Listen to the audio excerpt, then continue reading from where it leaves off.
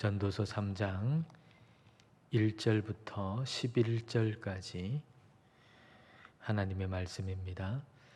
범사에 계한이 있고 천하 만사가 다 때가 있나니 날 때가 있고 죽을 때가 있으며 심을 때가 있고 심은 것을 뽑을 때가 있으며 죽일 때가 있고 치료할 때가 있으며 헐 때가 있고 세울 때가 있으며 울 때가 있고 웃을 때가 있으며 슬퍼할 때가 있고 춤출 때가 있으며 돌을 던져버릴 때가 있고 돌을 거둘 때가 있으며 안을 때가 있고 안는 일을 멀리할 때가 있으며 찾을 때가 있고 잃을 때가 있으며 지킬 때가 있고 버릴 때가 있으며 찢을 때가 있고 꿰맬 때가 있으며 잠잠할 때가 있고 말할 때가 있으며 사랑할 때가 있고 미워할 때가 있으며 전쟁할 때가 있고 평화할 때가 있느니라.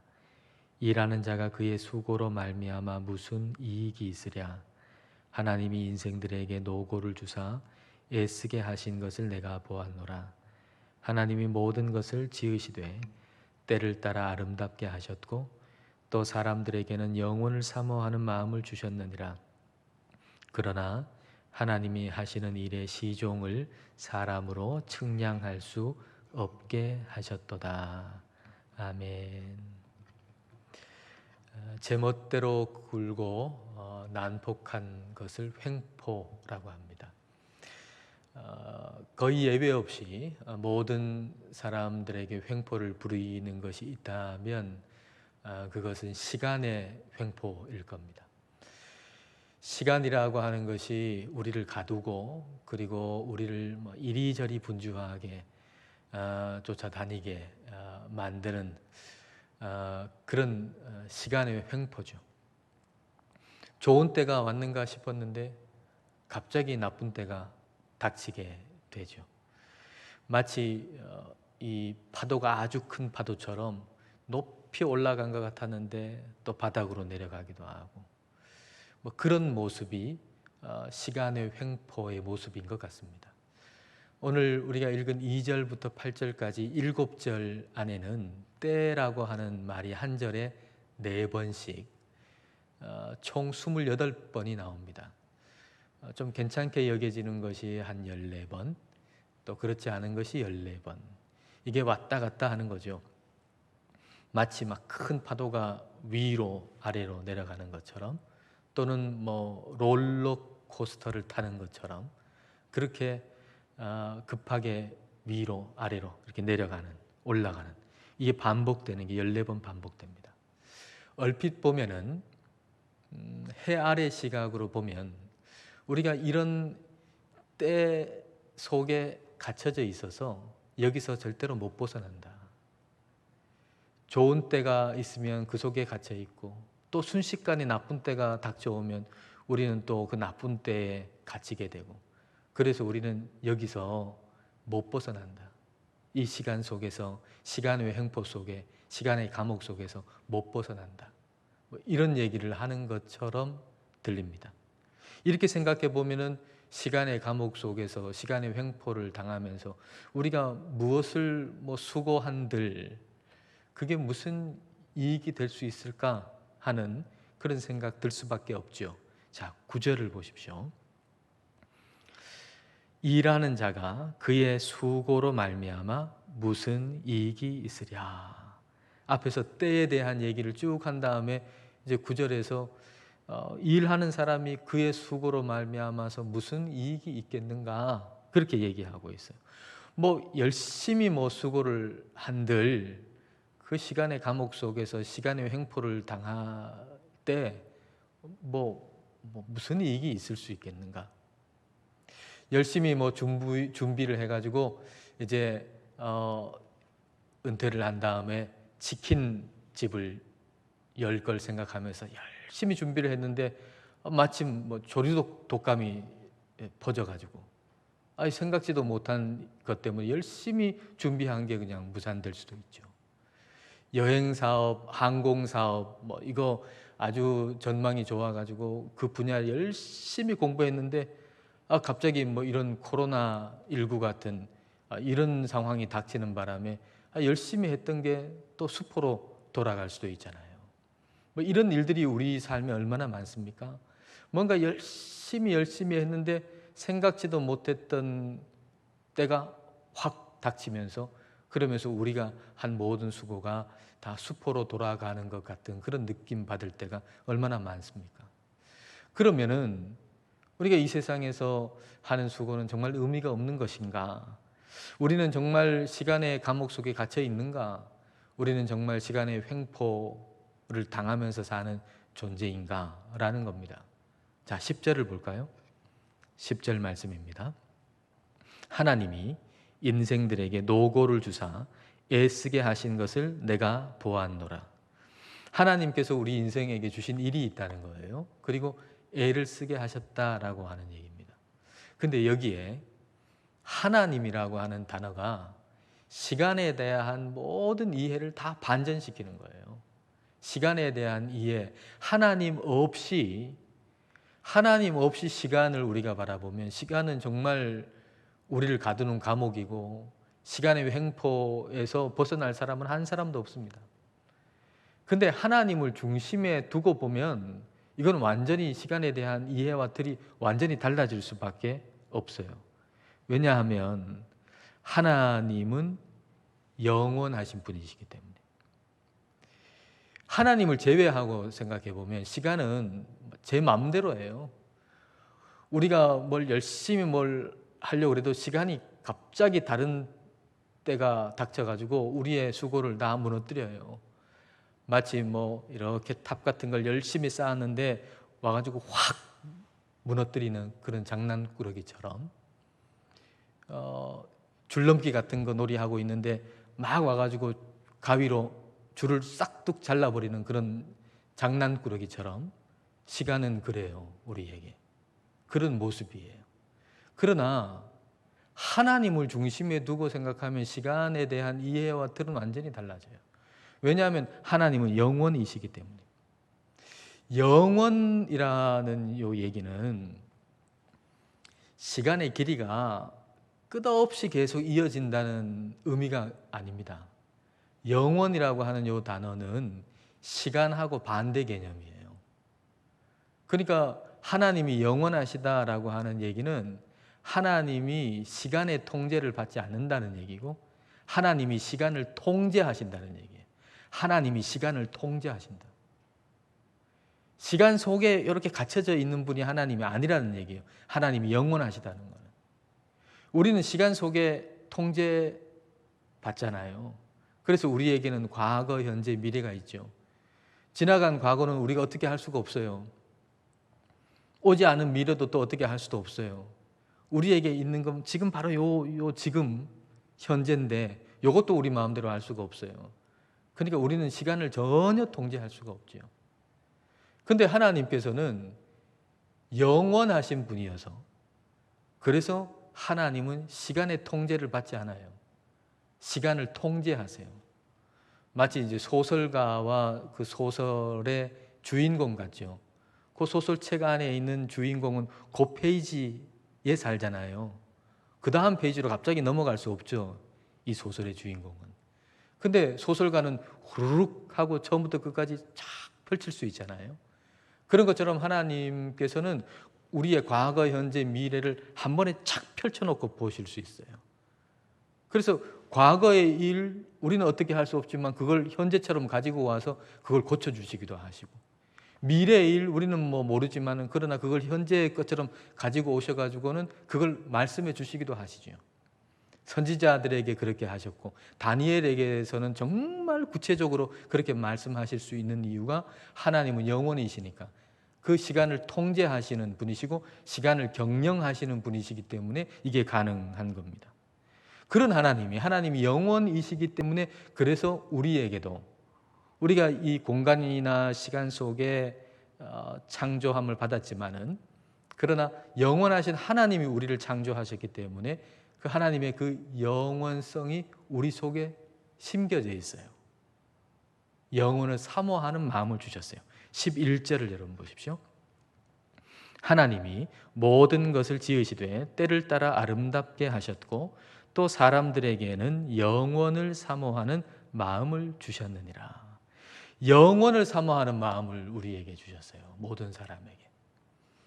그래서 사람이 누군가를 이렇게 사랑할 때, 사랑을 고백할 때 영원히 사랑해, 그렇게 고백하잖아요. 내가 너를 10년 동안만 사랑할 거야, 이렇게 얘기하지 않잖아요. 내가 너를 영원히 사랑해. 어떻게 영원히 사랑한다는 말을 할 수 있을까요? 그리고 그러고 싶은 마음이 어떻게 들까요? 그건 우리 안에 하나님이 심어주신 영원을 사모하는 마음을 주셨기 때문에 그렇게 말하고 그렇게 사랑하고 싶은 마음이 드는 겁니다. 사람이 영원을 사모하는 마음을 가지고서 해야 할 일은 뭐냐 하면은 하나님이 영원하시다는 것을 알아야 되고, 그리고 그 영원하신 하나님이 이 모든 시간을 통제하시고 경영하신다는 것을 알아야만 합니다. 이 세상의 시간과 때는 그냥 자기 마음대로 움직이는 것 같아요. 자기 마음대로 뭔가 퍽 일이 일어나가지고 내가 하는 일을 방해하는 것 같고, 갑자기 무슨 일이 일어나가지고 함께 모이는 거 잘 모였는데 이제 모이지도 못하게 하는 것 같고, 잘 준비했던 거 뭐 제대로 하지 못하게 하는 것 같기도 하고, 뭐 시간은 자기 마음대로 움직이는 것 같지만 그렇지 아니하고 하나님이 통제하고 계시고 경영하고 계신다라고 하는 얘기입니다. 자, 11절 첫 부분 다시 보십시오. 하나님이 모든 것을 지으시되 때를 따라 아름답게 하셨고, 1절도 보십시오. 범사에 기한이 있고 천하 만사가 다 때가 있나니. 모든 때, 모든 시간을 하나님께서 통제하고 경영하신다는 겁니다. 자, 그러면 그 증거는 뭡니까? 하나님이 모든 때와 모든 시간을 통제하시고 아름답게 그걸 경영하신다. 모든 아름답게, 시간들을 아름답게 배치하신다. 어떤 일이 언제 일어나고 어떤 일이 언제 일어나야 될지를 하나님이 다 정하신다. 그 증거는 뭡니까? 그 증거가 되는 게 바로 예수님이세요. 예수님. 여러분, 예수님을 우리 하나님이 이 땅에 보내실 때 그때 아무 때나 보낸 게 아닙니다. 대충 이때가 좋겠다 하고 보내신 게 아니에요. 갈라디아서 4장 4절 말씀입니다. 때가 참에 하나님이 그 아들을 보내사.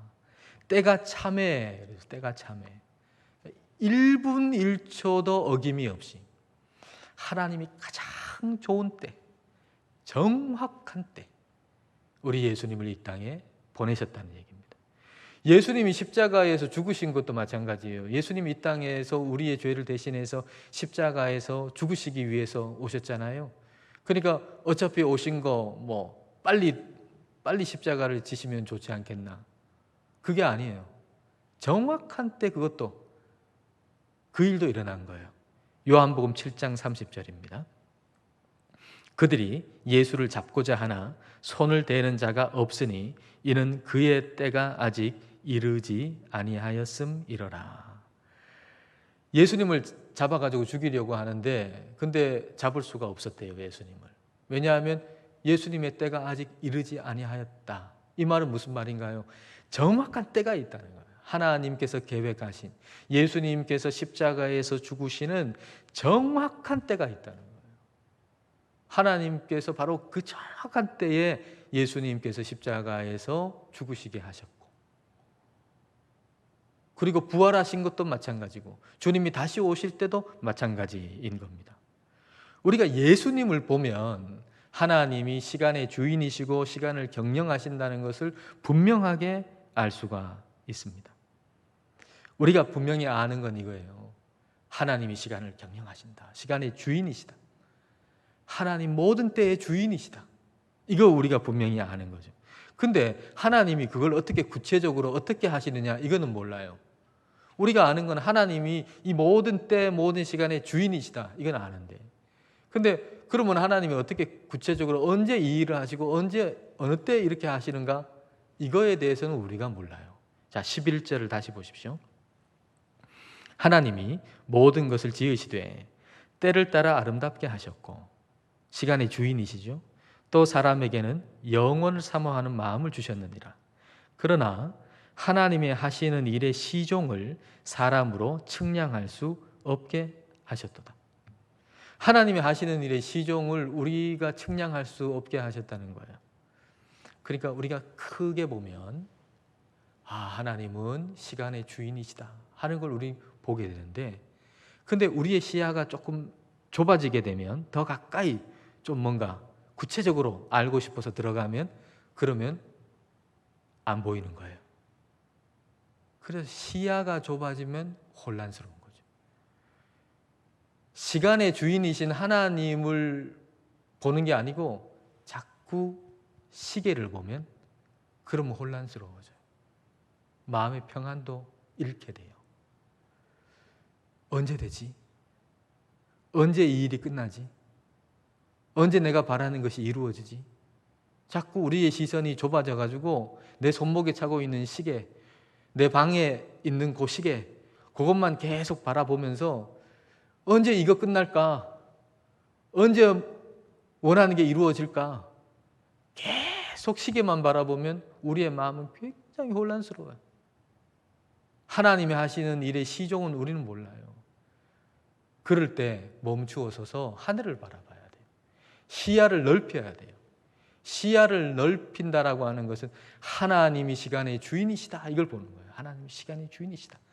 언제 어떻게 되는 건 내가 알 수 없지만, 그러나 하나님이 시간의 주인이시고 모든 때를 아름답게 하시는 분이 하나님이시다. 하나님이 정확하게 아름답게 모든 일을 해나가신다라고 하는 걸 우리는 바라봐야 돼요. 멈추어서.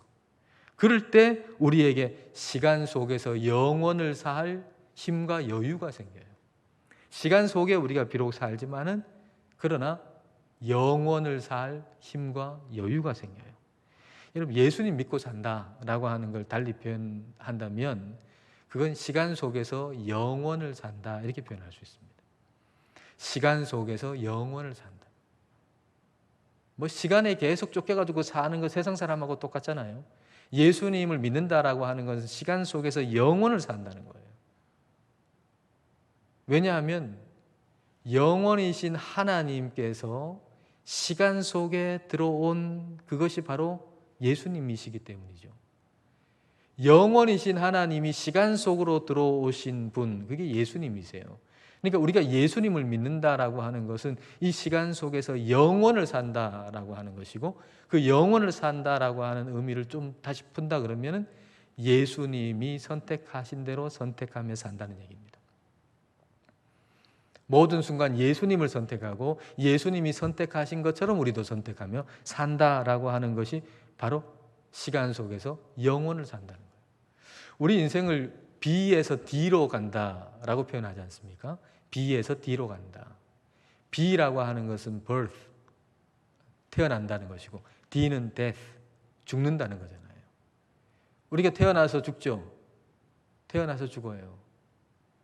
근데 그 사이에 뭐가 있나요? B에서 D로 가는데 C가 있잖아요. B, C, D, C가 있잖아요. 그 C가 choice잖아요. choice, 선택. 우리가 태어나가지고 이제 죽는데, 그 과정 속에서 태어나서 죽을 때까지 우리는 뭘 해야 되냐면 선택해야 된다는 거예요. 선택한다. 근데 그 모든 것을 예수님을 선택하고 예수님이 선택하신 대로 선택하는 거, 그게 바로 시간 속에서 영원을 산다라고 하는 의미입니다. 그래서 2절부터 8절까지의 이 말씀을 그 성령님의 조명을 받아서 다시 이렇게 읽을 수가 있어요. 시간 안에서 살지만 영원을 사는 사람의 고백으로 요 2절부터 8절까지 읽을 수 있는데, 2절입니다. 날 때가 있고 죽을 때가 있으며 날 때부터 죽을 때까지 예수님을 생각하고 예수님처럼 선택하겠습니다. 심을 때가 있고 심은 것을 뽑을 때가 있으며 심을 때에도 그것을 뽑을 때에도 예수님을 생각하고 말과 행동을 선택하겠습니다. 3절, 죽일 때가 있고, 죽일 때라고 하는 건 살인할 때가 있다는 말은 아니겠죠. 살인자 같은 사람들을 처벌해야 하는 그런 때가 있다는 얘기일 겁니다. 치료할 때가 있으며 어떤 때가 됐든지 예수님이 어떻게 하셨는지를 생각하고 말하고 행동하겠습니다. 헐 때가 있고 세울 때가 있으며 헐 때와 세울 때 주님을 생각하고 선택하겠습니다. 4절, 우울 때가 있고 웃을 때가 있으며 슬퍼할 때가 있고 춤출 때가 있으며 슬플 때건 즐거울 때건 주님을 생각하겠습니다. 슬플 땐 주님께 기도할 기회로, 즐거울 땐 주님을 찬송할 기회로 삼겠습니다. 5절, 돌을 던져버릴 때가 있고 돌을 거둘 때가 있으며, 이 해석은 다양할 것 같습니다. 씨를 뿌리기 위해서 밭에서 돌을 던질 때도 있겠고, 또 돌로 뭔가를 쌓기 위해서 돌을 모을 때도 있겠지요. 그럴 때 주님을 생각하고 행동 하나하나를 선택하겠습니다. 안을 때가 있고 안는 일을 멀리 할 때가 있으며 가까이 할 때가 있고 안을 때가 있고 또 지금처럼 거리 두기를 해야 할 때도 있겠죠. 어떤 때든지 예수님을 생각하고 예수님처럼 이웃들을 대하겠습니다. 6절, 찾을 때가 있고 잃을 때가 있으며 지킬 때가 있고 버릴 때가 있으며 찾는 기쁨도 있고 잃어버리는 슬픔도 있겠지만 이 모든 때에 주님을 생각하고 내 손에 있는 것이나 잃어버린 것에 주목하는 대신 주님을 예배할 기회로 삼겠습니다. 7절, 찢을 때가 있고 꿰맬 때가 있으며 잠잠할 때가 있고 말할 때가 있으며 이 모든 때에 주님을 생각하고 주님처럼 말하고 주님처럼 침묵하겠습니다. 8절, 사랑할 때가 있고 미워할 때가 있으며 악한 것을 미워할 때가 있다는 얘기겠죠. 전쟁할 때가 있고 평화할 때가 있느니라. 모든 때 주님을 생각하고 그리고 말씀을 따라서 말도 하고 글도 쓰고 행동도 선택하겠다 하겠습니다. 이런 고백으로 우리가 2절부터 8절까지를 읽을 수가 있습니다. 이게 시간 안에서 영혼을 사는 거예요. 시간 안에서 영혼을 산다. 시간 안에서 영혼을 산다라고 하는 것은 내게 주어진 요 시간의 테두리 안에서 영원이라고 하는 아름다움을 그리는 겁니다. 내게 주어진, 내가 가진 화폭은 작아요. 화가가 가진 그 화폭이라고 하는 게 작잖아요. 근데 우리가 시간이라고 하는 화폭 속에다가 영원이라고 하는 아름다움을 그려내는 것, 이게 바로 시간 속에서 영혼을 사는 것입니다. 예수님이 시간 속에 오신 영혼이시고, 그래서 우리가 예수님을 믿는다라고 하는 것은 이 시간의 화폭 속에 그 영혼을 그려내면서 살아가는 삶이라고 말할 수가 있습니다. 근데 이게 물론 결코 쉬운 건 아니겠죠. 윌리엄 터너라고 하는 화가가 있는데요. 윌리엄 터너라는 화가가 눈보라라고 하는 그림을 그렸어요. 67살 때 그린 그림인데, 이 눈보라라고 하는 이 그림을 어떻게 그렸냐면은 아주 눈보라가 강하게, 폭풍이 강하게 치는 날에 배를 타고 바다로 갑니다. 그 엄청난 폭풍 가운데서 바다에서 이거 어떻게 견디겠습니까? 그러니까 돛대에다가 자기를 묶게 해요. 거기에 딱 자기를 묶게 해가지고, 묶여가지고 거기서 4시간을 버텨요. 4시간을 버티면서 그 배에서 그 바다의 그 파도, 눈보라, 폭풍, 그걸 보는 겁니다. 그리고 마음속에 얼마나 그 두려움이 많았겠어요. 그런 감정. 그걸 이제 와가지고는 그린 게 눈보라라고 하는 그림이에요. 한 그림을 그리기 위해서 목숨을 건 거죠. 한 그림을 그리기 위해서 목숨을 걸었어요. 우리가 그리스도인으로 산다, 시간이라고 하는 화폭 속에 영혼을 그리면서 산다라고 하는 것은 바로 이 윌리엄 터너가 하나의 그 눈보라라고 하는 그림을 그릴 때의 마음 자세를 가지고서 사는 거예요. 이 마음 자세를 가지고서. 좋을 때도 있고 그렇지 않을 때도 있겠죠. 우리의 삶이 올라갈 때도 있고 내려갈 때도 있겠죠. 마치 이것은 큰 파도 같잖아요. 우리의 삶에 이런 파도들이 하루에도 수없이 일어나잖아요. 우리의 마음 속에서도 일어나고, 우리의 삶에서도 일어나고, 여러 가지 형편들을 통해서도 일어나고, 올라갈 때도 있고 내려갈 때도 있고, 이 큰 파도 속에서 우리가 말씀이라고 하는 돛대에 우리를 묶는 거예요. 안 그러면 넘어지니까. 말씀이라고 하는 돛대에 우리를 딱 묶어서, 그리고서 이 모든 시간들 속에 우리가 뭔가 선택할 수는 없잖아요. 나는 높은 게 좋아 한다고 높이 되는 것도 아니고, 난 낮은 게 좋아 한다고 낮은 게 되는 것도 아니고, 나는 좋은 것만 할래 이것도 안 되고, 나는 나쁜 것만 할래 이것도 안 되잖아요. 이건 우리가 선택할 수 없어요. 그런 때 그런 시간은 주어져요. 그러나 우리가 선택할 수 있는 것 하나 있는데, 그것은 어떤 상황 어떤 때이건 예수님을 선택할 수 있다는 거예요. 어떤 때건 어떤 상황이건 예수님을 선택하는 거예요. 나는 예수님이면 족합니다. 예수님 한 분이면 족합니다. 이 선택은 우리가 끊임없이 할 수가 있어요. 이게 바로 시간이라고 하는 화폭 속에 영원을 그리는 삶이라고 할 수가 있습니다. 저와 여러분이 그렇게 우리에게 주어진 작은 화폭 속에 영원을 그리시면서 살아가는 우리 모두가 되시기를 축복합니다.